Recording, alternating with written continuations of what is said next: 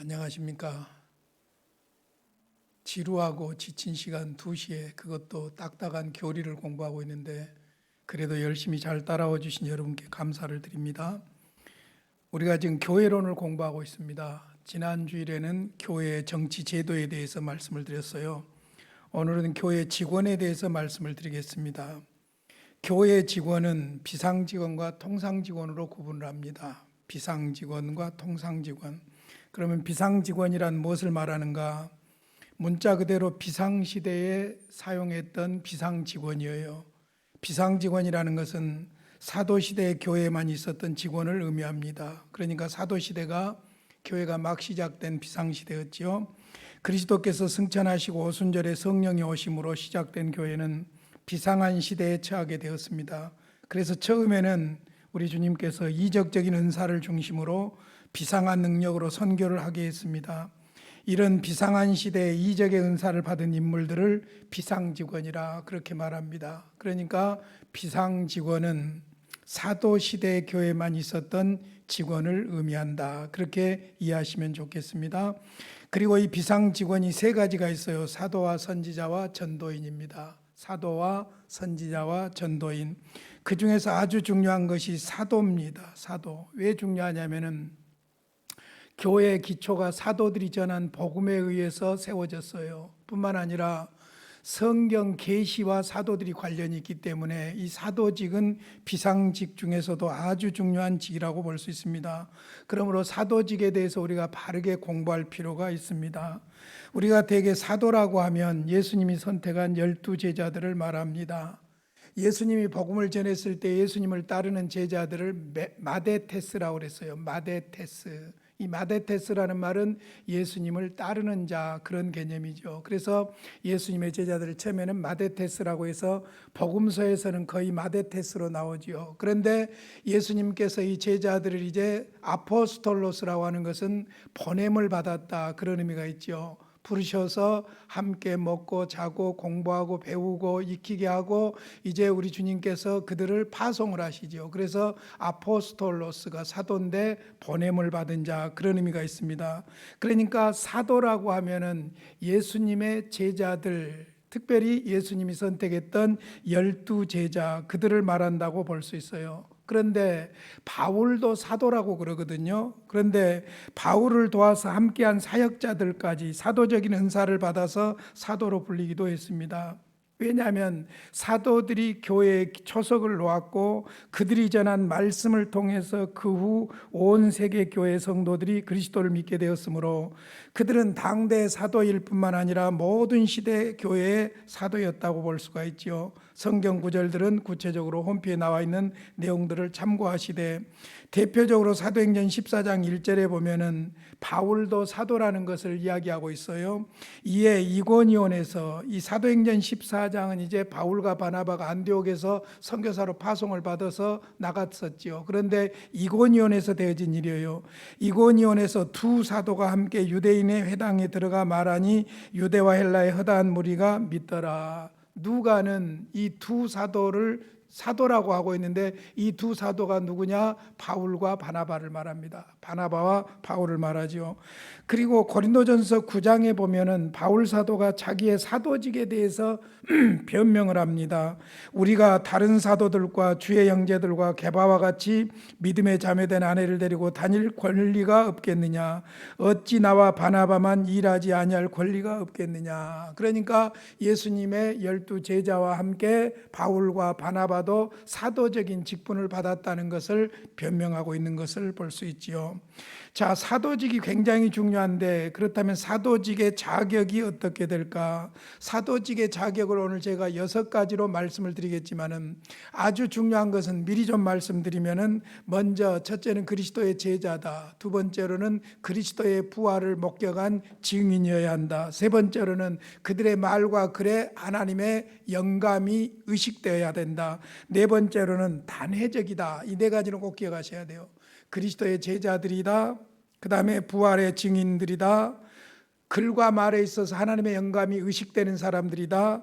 단회적이다. 사도직은 그 사도시대만 있었던 단회직이다. 이 네 가지만 잘 기억하시면 사도직을 잘 이해하는 것이 됩니다. 자, 구체적으로 공부해 보시죠.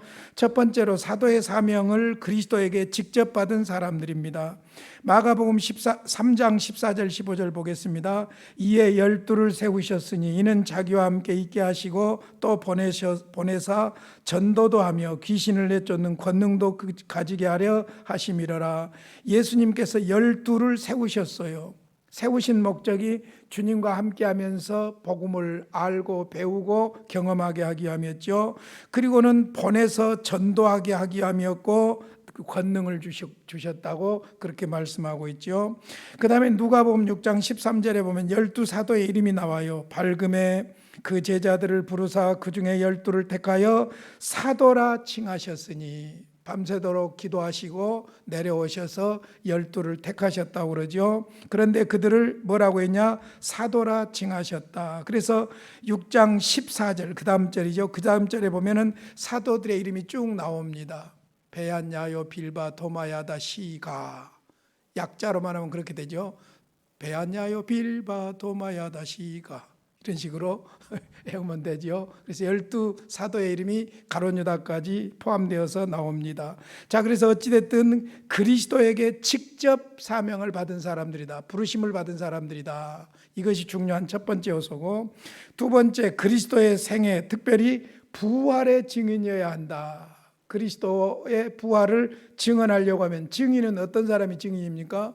목격자가 증인이죠. 그러니까 그리스도와 함께 했던 사람들, 그리고 그리스도의 부활을 증언할 수 있는 사람. 요한복음 15장 27절에 보면 너희도 처음부터 나와 함께 있었으므로 증언하느니라. 보아야 증언을 하지요. 그러니까 예수님과 함께 했던 제자들이 부활의 증인들이죠. 사도행전 1장 21절로 2절에 보면은 120문도와 사도들이 이제 마가의 다락방에 모여서 예수님이 승천하시고 나서 그들이 함께 기도합니다. 기도하기 전에 그들이 정리를 하지요. 정리를 하는 중에 소위 12 사도 중에서 가룟 유다가 배신하고 죽었지 않습니까? 그 가룟 유다를 대신할 사도를 보선을 하는 일이 벌어집니다. 베드로가 아주 지도력 있게 일을 진행하고 있는 것을 볼 수 있죠. 그때 사도행전 1장 21절부터 쭉 보시면은 두 사람을 놓고 제비를 뽑지요. 한 사람은 요셉이라고 합니다. 바사바라고도 하죠. 이건 히브리식 이름입니다. 별명을 유스도라고 그러죠. 안식일의 아들, 그런 의미도 있지만은 로마식 의미로는 정이라는 그런 의미가 있습니다. 그리고 마띠아가 있는데 마따디아스라는 히브리 말이에요. 여호와의 선물, 참 이름이 예쁘죠. 여호와의 선물. 그래서 유명한 그 예수님 당시의 역사가였던 유세비우스에 의하면은 누가복음 10장 1절에 나와 있는 70인 제자 중에 한 사람이 이 마띠아였을 것이다, 그렇게 봅니다. 그러니까 마띠아가 이제 선택을 받지요. 그런데 사도를 보선할 때 그 사도의 자격을 이야기하고 있는데 잘 보세요. 사도행전 1장 21절 22절입니다. 이러함으로 요한의 세례로부터 우리 가운데 올려져 가신 날까지 주 예수께서 우리 가운데 출입하실 때에, 그러니까 예수님이 승천하시기 전 우리 가운데 부활하시고 우리 가운데서 출입하실 때에 항상 우리와 함께 다니던 사람 중에 하나를 세워, 그러니까 예수님과 함께 보았고 목격했던 그런 사람을 말하죠. 우리와 더불어 예수께서 부활하심을 증언할 사람이 되게 하여야 하리라 하거늘. 그러니까 12 사도의 보선에 있어서 중요한 것이 뭐냐면 그리스도의 부활을 목격한 사람이에요. 이것이 아주 중요한 부분이죠.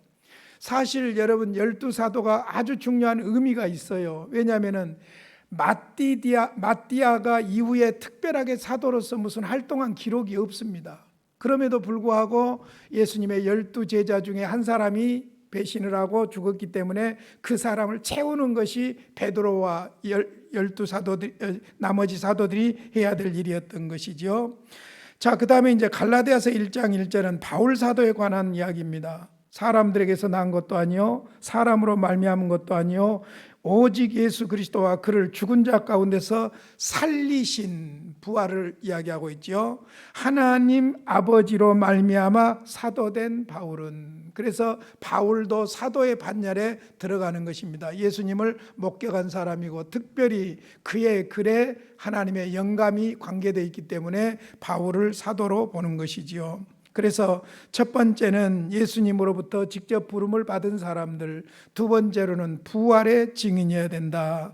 세 번째로 그들이 말로나 글로 한 모든 교훈에 하나님의 영감을 의식해야 합니다. 사도행전 15장 27절로 28절에 지난 시간에 말씀드렸습니다마는 예루살렘 공회가 모이고 나서 결정된 사항을 온 교회 목회서신으로 보내지요. 그리하여 유다와 실라를 보내니 그들도 이 일을 말로 전하니라.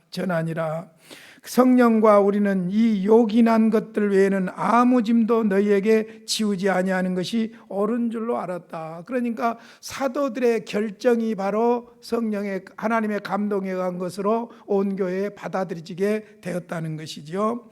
고린도전서 2장 13절에 바울 사도의 고백입니다. 우리가 이것을 말하거니와 사람의 지혜가 가르친 말로 아니하고 오직 성령께서 가르치신 것으로 하니 영적인 일은 영적인 것으로 분별하느니라. 그러니까 첫 번째 그리스도로부터 직접 부르심을 받은 자들, 두 번째 부활의 증인들, 세 번째 그들의 말과 글에 하나님의 영감이 의식되는 사람들. 이건 성경 계시하고 관련해서 아주 중요한 부분이라고 볼 수 있습니다. 아무나 그냥 성령이 역사하셨다고 편지 쓴다고 다 하나님의 계시가 되는 것은 아니지요. 네 번째, 기적을 행하는 권능을 받아서 그들의 메시지를 확증해야 했습니다. 재미있는 것은 사도들에게는 권능이 나타났어요. 그러니까 여러분 이걸 잘 구분하셔야 돼요. 지금도 하나님의 능력이 나타날까요? 안 나타날까요? 안 나타난다고 하면 우리는 그런 하나님, 능력이 없는 하나님 믿을 필요가 없는 것이죠. 그러나 구별을 잘 하셔야 될 필요가 있어요. 복음서에 보면은 예수님은 하나님으로서 능력을 행합니다. 하나님으로서 능력을 행해요. 사도들은 이 사도 시대에, 특별하게 비상 시대에 하나님께서 그들을 통해서 교회를 세우고 계시를 운반하고 복음을 전하도록 하기 위해서 권능을 주셨어요. 권능을. 그러니까 사도들의 권능은 그리스도에 의탁된 권능이라고 볼 수 있어요. 그리스도에 의해서 의탁된 권능이라고 볼 수 있죠. 특별한 권능이에요. 그러면 지금 일어나는 어떤 기적이나 이적의 역사들은 없는가? 아니죠, 있지요. 그러나 예수님, 하나님이 직접 하신 권능과 사도들에게 위임되었던 그때 당시의 권능과 같은 내가 그런 입장에 있다, 이렇게 받아서는 안 된다는 것이죠. 특별히 사도들에게는 비상시대에 하나님께서 특별한 이적적인 권능을 은사로 주셔서 그들이 전한 하나님의 말씀을 확증하도록 만들어 주셨다는 것입니다. 그래서 사도행전 8장 17절에 보면 17절 18절에 보면은 이에 두 사도가 그들에게 안수하며 성령을 받는지라. 이게 무슨 말씀이냐면은 사도행전 6장에서 7집사가 임명을 받게 되고 7장에서 스데반이 순교를 당합니다. 그 중에 한 사람이죠. 그리고 스데반의 순교로 인해서 모든 6집사들이 흩어져서 예루살렘 밖으로 나가게 됩니다.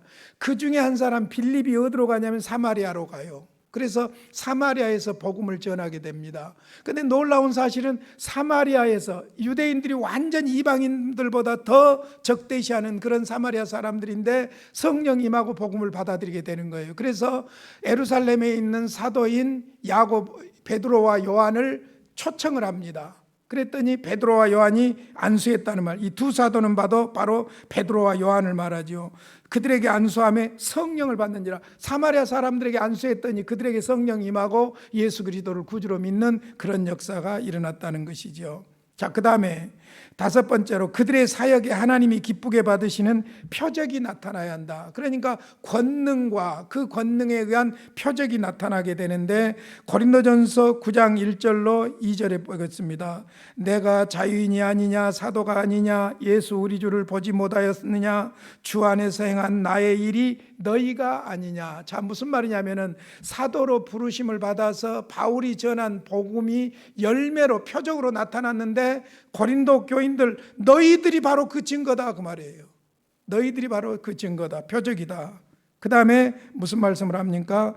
고린도후서 3장 2절로 3절에 보니까 너희는 우리의 편지라, 우리 마음에 썼고 무사람이 알고 읽는 바라. 너희는 우리의 편지라. 우리가 전한 바가 너희들에게 그대로 나타나므로 우리가 전한 말씀이 너희들에게서 편지처럼 드러나게 되는 그런 결과, 표적을 가지게 되었다는 것이지요. 그 다음에 갈라디아서 2장 8절에 보면 베드로에게 역사하사 그를 할례자의 사도로 삼으시니가 또한 내게 역사하사 나를 이방인의 사도로 삼으셨느니라. 베드로를 중심으로 해서 유대인 전도가 시작이 되었고 바울을 중심으로 해서 이방 전도, 그래서 바울을 다메섹 도상에서 우리 주님께서 부르실 때부터 이방의 사도로 부르셨던 것을 볼 수 있죠. 그러니까 권능을 주셨고 그 권능에 의해서 말씀을 선포하고 선포한 말씀에서 표적이 항상 나타났다는 사실이지요. 자, 여섯 번째, 이제 아주 중요한 부분입니다. 그들 사도직은 단회직이었다는 것입니다. 단회적이었다는 거예요. 당대 사도직을 다하였고 사도직을 계승한 일이 없다는 말이죠. 오히려 후대의 거짓 사도들과 적그리스도와 거짓 선생이 나타날 것이라고 베드로후서 2장 1절로 4절에 보면 경고하고 있는 것을 볼 수 있습니다. 고린도후서 11장 13절 14절 대표적으로 보겠습니다. 그런 사람들은 거짓 사도요 속이는 일꾼이니 자기를 그리스도의 사도로 가장하는 자들이니라. 이것은 이상한 일이 아니니라. 사탄도 자기를 광명의 정사로 가장한다. 그러니까 사도시대 초대교회죠. 사도시대에 비상직원으로서 사도직이 있었는데 그것은 단회적이었다. 계승되어지는 것이 아니었다. 이게 중요해요. 그러니까 오늘날 목사는 사도가 아니에요. 그러니까 사도적인 일을 하는 거예요. 말씀을 선포하는 사도적인 일을 하는 것이지 직무상의 사도가 아니에요. 사도는 그 시대에 단회적으로 끝난 거예요. 이것이 만약에 부정돼 버리면 무슨 문제가 생기냐면은 사도들에게 영감하셔서 기록된 성경까지도 문제가 생길 수가 있는 거예요. 그렇기 때문에 사도직은 단회적이었다, 이 말을 꼭 기억해 두실 필요가 있습니다. 자, 그래서 비상직원으로서 아주 중요한 사도직에 대해서 구체적으로 말씀을 드렸는데, 사도직에서 다른 건 잊어도 몇 가지만 기억하시면 돼요. 그리스도로부터 직접 부름받은 사람들, 부활의 증인, 그 다음에 하나님의 영감을 의식하는 사람들, 그 다음에 단회적이었다. 이 네 가지만 기억하셔도 사도직에 대해서는 잘 이해를 하신 겁니다. 그 다음에 이제 두 번째로 선지자직이 있습니다. 구약 시대에 선지자들이 있었던 것 같이 신약 시대에도 사도시대죠, 초대교회죠, 선지자들이 있었습니다. 거기에 대한 성경 구절은 너무나도 많으니까 제가 홈페이지에 올려놓을 테니까 이 성경 구절들을 잘 찾아보시기 바랍니다. 대표적으로 한 군데 보겠습니다. 사도행전 11장 27절로 28절입니다. 그때 선지자들이 예루살렘에서 안디옥에 이르니 그 중에 아가보라 하는 한 사람이 일어나 성령으로 말하되 천하에 큰 흉년이 들리라 하더니 글라우디오 때에 그렇게 되니라. 초대교회 때 선지자가 있었어요. 그리고 안디옥 교회도 보면 구성 멤버 중에 선지자들이 있었던 것을 볼 수 있어요. 그러니까 구약에 선지자들이 있었는데 초대교회 당시 사도시대에도 선지자가 있었다는 것이죠. 자, 그들의 역할이 뭐냐면은, 선지자들의 역할이 뭐냐면은 계시, 말씀하고 관련이 있어요. 말씀하고 관련이 있습니다. 그래서 은사 중에도 초대교회 보면은 은사 중에도 애언의 은사가 있었지요. 애언의 은사는 요즘 우리들이 무슨 그 무당처럼 미래를 맞추고 막 하는 이런 애언한다는 그런 애언의 은사가 아니에요.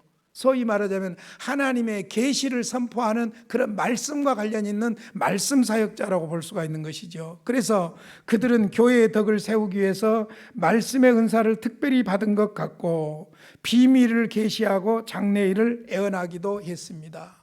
그때 당시에 선지자들이 이런 역할들을 했다는 것이죠. 그러나 자, 이것이 이제 결론입니다. 신구약 성경이 완성된 오늘에는 선지자의 직분은 폐지되었다. 비상직원은 그때 당시에 비상시대에 사용했던 직원이라는 것이죠. 그래서 사도직 단회적이었다. 선지자직 이제는 폐지되었다. 이 말이 중요해요. 자, 칼빈은 기독교 강요 4권 3장에서 이런 말을 합니다. 선지자들은 신적 의지의 모든 해석자들을 의미하지 않고 특별한 계시로 뛰어난 자들을 의미한다. 지금은 이러한 사람들이 존재하지 않으며 혹은 뚜렷이 나타나지 않는다. 여러분, 우리가 교리를 공부해야 될 이유가 이런 데 있는 거예요. 가정재단을 쌓는다고 하면서 어떤 사람이 애언의 은사를 받았다고 무당처럼 미래를 맞춰주고 그런다고 그런데 찾아다니고 하는데, 우리가 성경적인 전체 구속사의 관점에서 보면은 그런 일은 부당한 거예요. 잘못된 거예요. 그러니까 자꾸 옛날 우리나라는 샤머니즘 문화가 완전히 몸속 깊이 배가지고 자꾸 무엇을 물어보러 다녔잖아요. 물어보러 다녔어요. 토정비결도 보러 다니고 무당한테 물어보러도 다니고 정월 초하루 날이면 꼭 물어보러 다니고 그랬죠. 저희 어머님도 교회 안 다닐 때에 정월 초하루가 되면은 저하고 아버지하고 꼭 물어봤대요. 물어보러 갔대요. 그래 물어보면 이상하게 나는 점괘가 안 나오더래요. 그러면서 뭐라고 하냐면은 거기는 예수나 잘 믿으라 하시오 그러더라는 거예요. 나중에 우리 어머님이 예수 믿고 나서 따뜻한 남양집 우리 마루에 어머니랑 앉아 있는데, 방학 때 제가 내려가서 앉아 있는데 어머님이 그런 말씀을 하시더라고요.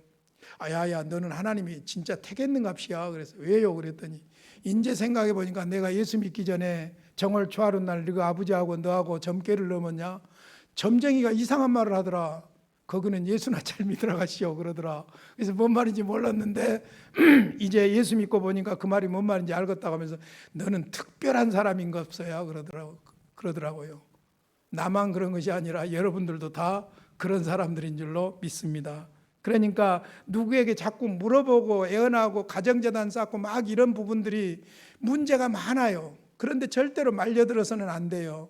비상직원의 의미를 알면은 성경에 나와 있는, 신약 성경에 나와 있는 선지자들의 개념을 잘 정리할 수가 있는 거예요. 그래서 비상직원, 사도직도 단회적이고 선지자직도 폐지되었다. 왜 폐지되었느냐? 성경 계시가 완성되었기 때문에 폐지됐다는 것이죠. 그러니까 애언자를 찾아갈 것이 아니라 말씀으로 가야 돼요. 말씀으로, 성경으로 가야 돼요. 그것이 우리의 신앙의 철저한 신앙 원리죠. 세 번째, 전도인입니다. 사도와 선지자 외에 전도인이 있었는데, 예를 들자면 빌립, 마가, 디모데, 디도, 이런 사람들이 당시 비상시대의 전도인이라고 볼 수 있습니다. 사도행전 21장 8절에 보면 이튿날 떠나 가이사라에 이르러 7 집사 중 하나인 전도자 빌립의 집에 들어가서 머무르니라. 이 빌립이 그 엄청난 사마리아의 벽을 무너뜨렸어요. 예루살렘과 온 유대와 사마리아와 땅끝까지 이르러 내 증인이 되리라 했죠. 복음이 예루살렘에서 온 유대로 퍼졌죠. 사마리아를 넘어가는데 빌립이 사용을 받았어요. 전도인이었죠. 자, 그래서 빌립도 전도인으로 보고 있다는 것이죠. 그들이 했던 역할, 직무가 뭐냐면은 그들은 사도들을 수행하여 도왔고 사도들의 명을 받고 파송되기도 했어요. 그러니까 디모데는 에베소로 갔고, 그렇죠. 디도는 그레데로 갔고, 이렇게 파송을 받은 전도인들이었죠. 요즘으로 말하자면 목사급이라고 볼 수가 있어요. 그래서 교회에서 직접 목양을 했던 그런 사람들이라고도 볼 수 있죠. 그래서 그들은 사도들보다 지위가 낮고 그들의 직무는 전도하고 세례 베푸는 일과 장로를 창립하여 권징을 시행하는 일을 할 수 있도록 허락이 되었었죠. 그러니까 사도들과 동행하고 동역하는 그런 사람들이 바로 전도인이었다. 우리 신학교 다닐 때 보면은 그때는 이제 그 신대원을 전수과라고 그랬는데, 전수과 3학년이 되면 전부가 다 목사님들이에요. 모습이 양복도 맞지도 않는 양복에 넥타이 항상 메고 다니고, 그러니까 채플 시간이면 한 주에 한 번씩은 그 3학년 선배들이 설교를 했어요. 얼마나 경건한지. 그리고 그분들이 직접 시골교회 다 담임 전도사들이었죠. 옛날에는. 지금은 다 목사님들이 하지만은 옛날에 목사님들이 노예 몇 명밖에 안 계실 때는 목사님을 돕는 전도사들이 다 그 일을 했죠. 어떤 면에서 우리 한국교회 비상시대라고 볼 수가 있죠. 그와 같이 사도들을 도와서 협력하기도 하고 사도들로부터 파송을 받아서 목양을 하기도 했고 전도를 하기도 했고 했던 사람들이 바로 이 전도인이다. 그렇게 보시면 됩니다. 그들은 지위가 사도들보다 낮았으나 그들의 권위는 보통의 사역자들보다 우월했다고 볼 수 있습니다. 그들의 직무는 사도들을 보조하는 일이었기 때문에 사도직의 폐지와 함께 폐지되었다. 그래서 이 세 가지 직은 비상직원이라고 그런 거예요. 그래서 비상직원으로서 사도직 단회적이다. 비상직원으로서 선지자직 폐지되었다. 비상직원으로서 전도인 폐지되었다. 우리나라에서 썼던 전도인이라는 개념과 다릅니다. 우리나라에서도 예를 들어서 우리 광주중앙교회 같은 경우도 전도사로 사용하기 전에 교회에서 아주 전도 잘하고 열심히 있는 사람들을 전도인으로 썼어요. 그런 전도인의 개념이 아니에요. 그러니까 용어상의 착각을 하지 마시기를 바랍니다. 자, 그다음에 이제 통상직원이 있어요. 통상직원은 성경에서 크게 세 가지입니다. 목사, 장로, 집사. 요즘 우리 헌법상으로 말하자면 항존직을 말하는 것이죠. 항존직, 통상직원입니다. 첫 번째 장로 혹은 감독. 장로는 원래 의미가 연장자를 장로라고 그럽니다. 그리고 감독은 감시자, 감독자를 가리키지요.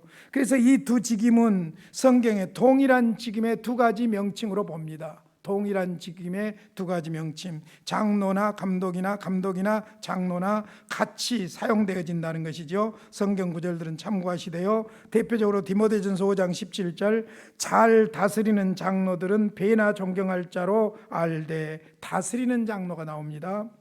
말씀과 가르침에 수고하는 이들에게 더욱 그리할 것이니라. 여기에 근거해서 목사는 말씀과 치리를 겸하고 있는 장로고, 그 다음에 일반 장로님들은 치리하는 장로님이고, 그렇게 정리가 되는 것이죠. 자, 그 다음에 이 직임은 자기들에게 위탁한 주님의 양무리를 맡아서 지키고 보호하고 치리하는 일이 바로 이 직임과 하는 일이었죠. 그래서 초대교회에서는 사도들과 선지자들과 복음 전한 자들과 함께 교회의 지도자 반열에서 정치를 했다고 볼 수가 있습니다. 자, 그래서 장로직, 항존직으로서 장로직이 있고, 그 다음에 이제 두 번째 목사가 있습니다. 목사는 에베소서 4장 11절에 보면 교사와 함께 나오지요. 목사와 교사로 세우셨으니, 그렇게 나오지요. 그런데 이 목사에 대해서는 다른 칭호들이 많습니다. 디모데전서 5장 17절에 보면은 잘 다스리는 장로들은 배나 존경할 자라 할때 치리 장로를 말하죠. 말씀과 가르침에 수고하는 이들, 말씀과 가르침, 이것을 함께 겸하는 것이 바로 목사직이지요. 히브리서 13장 7절에 보면 인도자들이라고 나옵니다. 무슨 인도자냐? 말씀의 인도자지요. 하나님의 말씀을 너희에게 알려주고 너희를 인도하던 자들을 생각하며 그랬어요. 그러니까 목사는 말씀을 인도하는 자, 말씀과 가르침에 수고하는 자. 그래서 목사의 직임에서 가장 중요한 것이 뭐냐? 말씀을 전파하는 거예요. 그러니까 말씀을 가르치고 전하는 것이 목사의 사역의 최우선순위입니다. 나머지는 거기에 따르는 것이라고 보면 됩니다. 자, 그래서 지금의 목사는 장로와 함께 교회를 치리하는 일 외에 말씀을 가르치는 일과 성례의 사역을 하게 되지요. 특히 가르치는 장로로서 목사와 치리하는 장로로 구분해서 오늘날은 사용하고 있다. 그렇게 보시면 됩니다. 목사의 본래의 뜻은 목자에서 나왔다고 볼 수 있습니다. 성경 구절도 참고하시고요. 그래서 목사의 명칭들이 성경에 여러 가지로 나와요. 명칭만 한번 볼게요. 성경 구절들은 여러분들이 다 참고하시기 바랍니다. 감독, 목자라고도 하고 그리스도의 종이라고도 하고 신약의 집사고 장로이기도 하고 교회의 사자, 복음의 사신 혹은 그리스도의 사신, 교사, 전도인, 청지기, 이런 명칭들이 쓰이고 있는데 목사의 계급을 말하는 것이 아니라 목사직의 책임을 가리키는 명칭들이죠. 그만큼 목사의 직분이 중요하다는 것입니다. 그래서 우리가 목사를 말할 때 하나님의 사자, 그리스도의 종, 그런 말들을 쓰지요. 그래서 우리가 하나님의 사자하고 그리스도의 종으로서 말씀을 선포하는 것이죠. 그래서 제가 일찍 목사가 돼가지고 어린 목사라고 좀 하시하는 그런 면들도 없지 않아 있더라고요. 시골에서 개척할 때도 그런 권위를 살리기 위해서 아주 용감하게 행동했던 일들도 있고 그럽니다마는 그때 내 속으로 그랬어요. 어떤 분이 무식하게 아는 척하면서 그런 이야기를 하더라고요.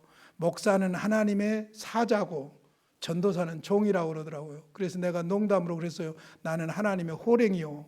그랬거든요. 그 이해를 잘못하고 있는 거예요. 하나님으로부터 보냄을 받았다 해서 사자잖아요. 그리고 하나님의 종, 하나님의 일을 하는 종으로서 종이라는 개념이죠. 그런 개념인데 이런 것들이 마치 무슨 계급처럼 이야기를 하다 보니까 그런 오해들이 생겨났던 것을 볼 수 있습니다. 어찌됐든 통상직원으로서 장로와 목사, 그 다음에 세 번째 집사입니다. 이런 것들은 다 항존직을 말하죠. 집사 디아코노이는 사도행전 6장 1절로 6절에서 안디옥 교회에서 집사를 세우는 일로 예루살렘 교회에서 집사를 세우는 일로 시작이 되어지지요. 디아코노이는 집사는 본래 봉사자, 사환, 일꾼 등의 의미로 사용되었던 명사였는데 신약에서는 국률과 자선의 사역에 주로 봉사하게 되었습니다. 그러니까 사도행전 6장 1절로 6절에 그 의미가 분명하게 나와 있죠. 한번 읽어드릴게요. 그때 제자가 더 많아졌는데, 여기 제자는 믿는 사람들을 말합니다. 마데테스죠.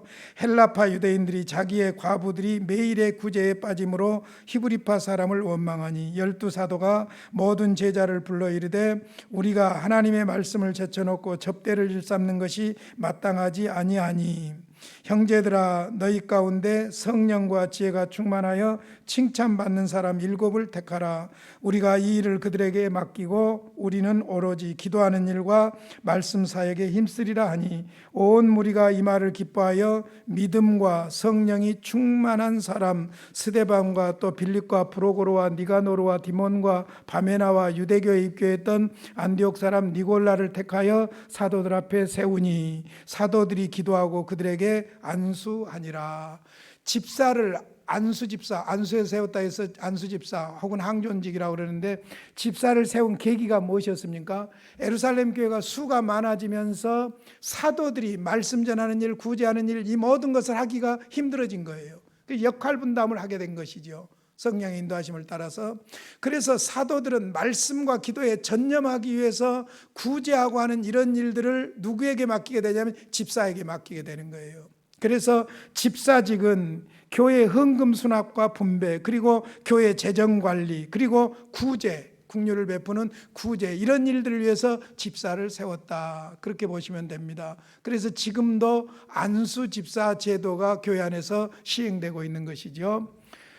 그래서 사실은 이 세 가지 장로와 목사와 집사, 이 항존직의 근거에서 오늘날 교회 직책들을 이어가고 있는 것을 볼 수 있습니다.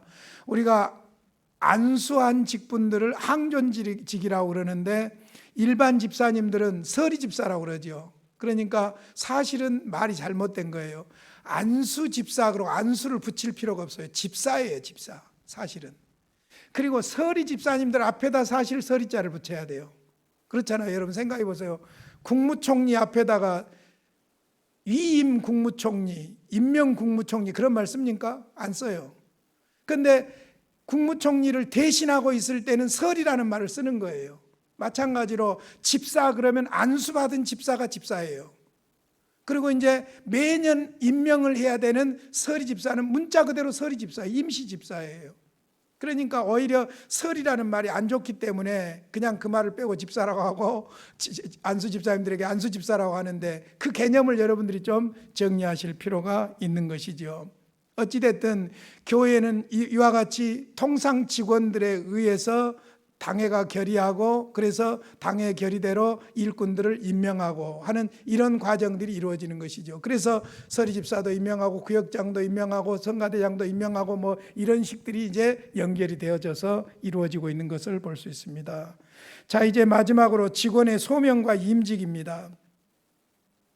계시 시대에는 사도와 같은 비상직은 하나님이 직접 부르심을 받아서 비상한 방법으로 혹은 기적적으로 소명이 되었지요. 그러나 교회 시대 통상 직원은 일반적인 방법으로 소명을 받았고 그 소명을 받은 데 두 가지 계단이 있다는 것입니다. 하나는 소명을 받아야 되고 하나는 소명을 받았으면 임직을 해야 된다는 것이죠. 임직 받기까지 소명받은 사람에게 임직 받기까지의 과정이 있는 것이죠. 자, 직원의 소명에는 두 가지 소명이 있어요. 내적인 소명이 있고 외적인 소명이 있습니다. 교회 직원의 직원은 정기한 특권은 아무나 스스로 취하지 못하고 오직 하나님의 부르심을 입은 자라야 돼요. 우리가 콜링이라고 그러죠. 하나님의 부르심이 있어야 돼요. 첫째 중요한 건 내 안에서 내적인 성령의 부르심이 있어야 된다는 것이죠. 히브리서 5장 3절로 4절에 보면 제사장 소명을 이야기하면서 스스로 취할 수 없는 직이 하나님의 직이에요. 하나님이 부르셔야 된다는 거예요. 부르시는데 내적으로 우리 안에서 부르신다는 것이죠. 그러면 하나님이 나를 목사로, 장로로, 집사로 부르신다는 것을 내적인 소명을 어떻게 확인할 수 있느냐? 목사직을 기준으로 해서 설명을 해드리겠습니다. 목사직을 기준으로 해서 설명을 해드리면 첫째, 은사가 있는가 그거예요. 무슨 말이냐면은 성직을 감당할 만한 적당한 은사가 자신에게 현존한다는 확신이 있어야 된다는 거예요. 무엇보다도 목사에게는 중요한 은사가 있어야 되는데 그게 뭐냐면 가르치는 은사예요. 가르치는 은사. 가르치는 은사. 그 다음에 인간관계의 은사가 있어야 돼요. 이런 것들이 내 안에 있는가 그거예요. 그래서 사실은 어떤 사람은 보면은 대로 공부해가지고 말로 가만히로 풀어먹는 사람이 있는가 하면은 어떤 사람 보면 가만히로 뭐 유학을 하고 막 박사가 몇 개고 그런데도 가르치는데 은사가 없어가지고 헤매는 경우들을 볼 수도 있는 것이죠. 그래서 이제 우리 신학 공부할 때 보면은 좀 가르치는 은사가 약한 분들이 이상하게 아이러니컬하게도 교수직으로 가는 거예요. 교수직으로. 그리고 오히려 가르치는 은사가 있는 분들이 목회로 가는데 내가 볼 때는 좀 오히려 거꾸로 된 것 같아요. 가르치는 은사야말로 진짜 가르치는 은사가 있어야 교수직을 할 수 있는 거잖아요. 근데 어찌됐든 그렇게 해서 대처하는 것을 보았는데 일단 내가 목사로 부름을 받았다면 내 안에서 목사직을 수행할 수 있는 은사가 있는가 자기가 확신이 있어야 된다는 거예요. 은사가 있는가 확인을 해야 된다는 거예요. 두 번째로는 그 직에 대한 특별히 내가 하고자 하는 그 목사로서의 어떤 사역에 대한 확신이 있는가 그거예요. 어린이 사역이 됐든 선교가 됐든 아니면 구제가 됐든 아니면 목회가 됐든 그 분야에 있어서 나는 이것으로 하나님이 나를 부르시고 있다고 하는 그런 자기 내면에 확신이 있어야 된다는 거예요. 그 다음 세 번째 간절함이 있어야 된다는 것이죠. 그 다음 세 번째로는 그 방향으로 길이 열린다는 것이죠. 이것은 청빙이나 요청을 말해요. 그래서 여러분들이 아시겠지만은 어떤 사람에게 목회자의 소질이 있다, 은사가 있다 그렇게 볼 때에는요. 맨 첫 단계가 뭐냐면 담임 목사가 노회에다가 청원을 합니다. 추천을 하게 돼 있어요. 그러면 노회에서 목사 후보생 고시를 보게 돼 있어요. 그럼 고시에 합격하면 노회가 신학교에다 위탁교육을 시키는 겁니다. 신학교에다 위탁교육을 시키는 거예요. 그러니까 사실은 엄격하게 말하면 요즘은 신학을 다 자기 돈 주고 공부를 하는데 교회와 노회가 이 사람을 목사로 키워달라고 신학교 교육비를 다 내고 신학교에다 위탁을 해야 되는 거예요. 그리고 공부하는 과정에서 품행이 단정하지 못하다든지 이상하다든지 그러면은 신학교에서는 노회에다 통보를 해야 돼요. 그러면 노회에서는 교회에다 당회장에게 통보를 해야 돼요. 그래서 신학교에서 걸러버리는 것이죠. 어떤 면에서 보면. 그런데 요즘은 그런 장치가 전혀 작동을 안 하는 것이 문제지요. 그렇게 해서 신학과정, 교단 신학과정을 다 마치게 되면은 그 다음에 목사로서 강론할 수 있는 자격이 주어지는 강도사 고시를 보게 돼요.